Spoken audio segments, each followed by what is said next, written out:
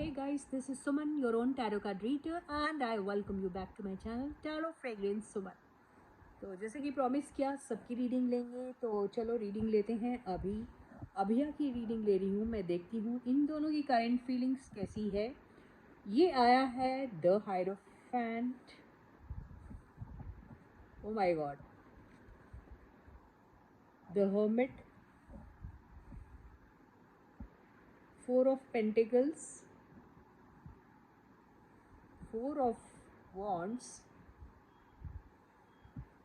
2 of swords,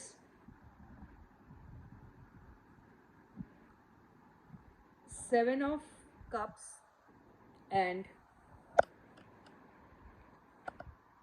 king of wands. तो मुझे ऐसा लग रहा है इन लोग को किसी को कुछ ऑप्शन ज़रूर मिला था अपने लाइफ के कोई इम्पॉर्टेंट डिसीशन के बारे में।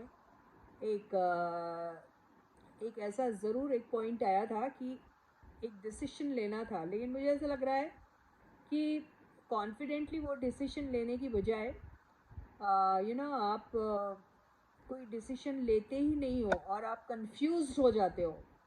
तो ऐसा कोई सिचुएशन इन दोनों के बीच में आया है, मुझे ऐसा लग रहा है।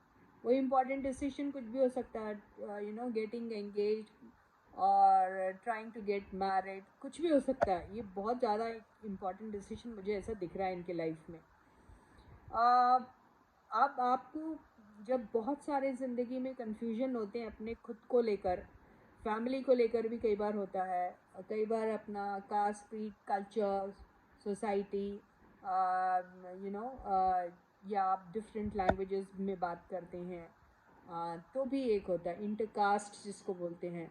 और उस इंटर रिलीजन भले ही नहीं हो, इंटरकास्ट भी होता है, इंटर रिलीजन भी होता है, सब कुछ होता है।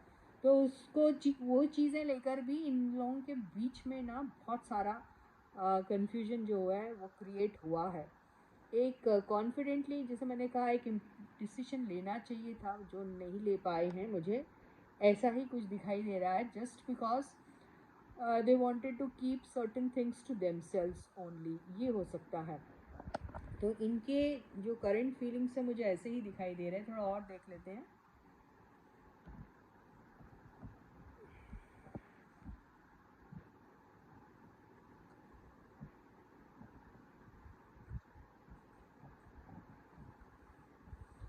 फिर से आ गया, देखिए। तो यहाँ पर अभी भी कन्फ्यूजन वाला ही मामला चल रहा है।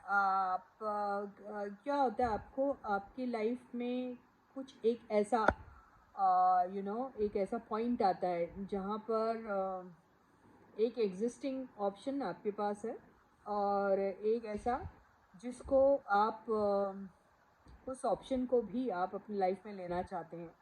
तो मुझे ऐसा लगता है कोई इनको कुछ कह रहा है, ये क्योंकि आपस में ये एक दूसरे को भी, मुझे ऐसा लगता है कि अपने लाइफ में ज़िंदगी में रखना पसंद करेंगे या चाहेंगे। या फिर ये दोनों अगर अपने बारे में नहीं सोच रहे तो कोई और है इन लोगों के लाइफ में जो इक्वली इम्पॉर्टेंट है। वो कोई इंसान भी हो सकते हैं और कोई एक इनकी अपने खुद के जो एक थॉट या प्रिंसिपल होते हैं अपने लाइफ के, जिसको ये छोड़ना नहीं चाहते, वैसा कुछ सिचुएशन है।